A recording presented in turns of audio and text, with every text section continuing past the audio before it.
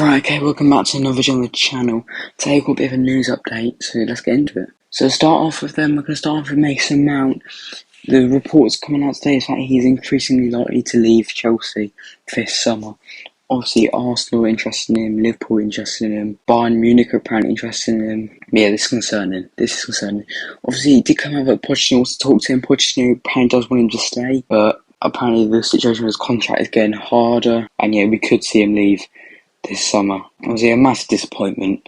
Obviously, we know the pressure, what was on him, and has been on him with the tag he's been given as, the next big thing for Chelsea. He's our big star from Cobham. He was brilliant for these teams. He burst into the scene with us under Lampard. He's won Player of the Year twice, is it now?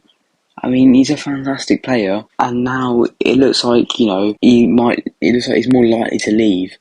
Well, if you said that to us a year or two ago, there would have been no chance. So, it's disappointing, but you never know.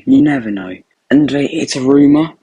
They're saying it's difficult to extend his contract, and it's complicated, but it doesn't mean it's possible. So you never know. Benoit Badiashile, obviously he missed the Man City game with injury, and news is it's worse than what they thought. So we knew it was a groin injury, but they're saying now it's going to be out for 4 months, it's going to be out until September.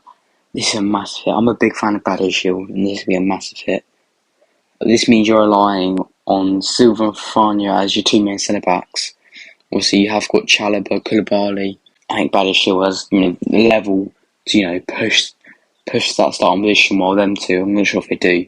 Badiashile's a very good player, and this will hurt us, I think. Yeah, real shame to see he's injured, especially since September. Apparently, he picked up the injury in training as it's groin, so yeah, that's a real disappointment. Ruben Loftus-Cheek, this is a story from a bit earlier on in the week. They're saying they're saying he's been linked with AC Milan. Apparently AC Milan want him to start rebuild their midfield. For Loftus-Cheek, this is a very good move. I think it is a good move as well, to be fair. If we can get some money for him, I think it will be a good move. But yeah, for him, this is a really good move. From one midfielder to another, Carney Chukwuemeka. Obviously, I've said it before, I'm really not a fan of holding these players back from international break or going to the World Cup, but it's happened. I'm not going to keep dwelling on it. Lampard has said he wants to play him, but he has to think about his job. I think it's ridiculous. Look, we've got nothing to play for.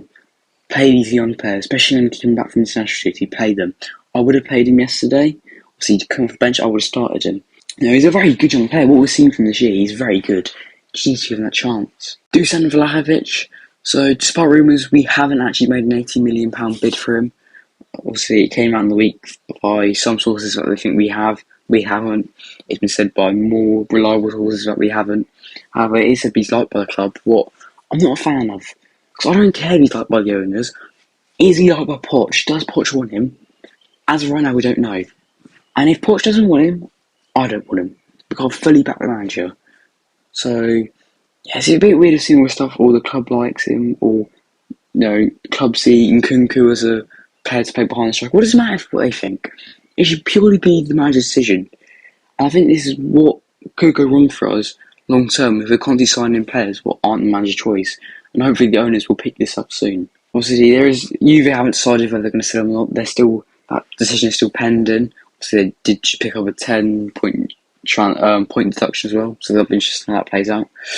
United and Bayern are also still interested, apparently. Obviously, both of them need a striker. It looked like Kolo Muani was going to Bayern, but that seems to have taken a turn. And Man United, they haven't got a clear favourite yet. Harry Kane's up there. Obviously, got Osman like us, but his future's unknown. Cesar Castagne, obviously a young player, is at the Under-20 World Cup. He got 2 goals and 1 assist for Italy versus Brazil. Massive well done to him.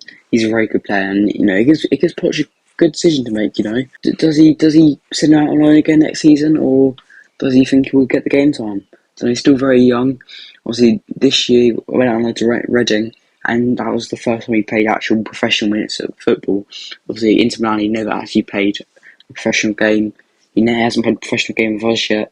So, he's only just starting to rack up proper experience. Obviously, this is only on the 20 World Cup, so is it too early for him to play for Chelsea?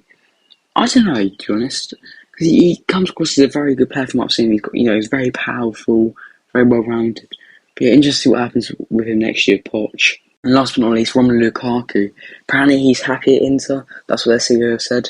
Poch still wants to talk with him last time I checked, but yeah, I think Inter definitely interested in signing him on a permanent. So yeah, that's it then.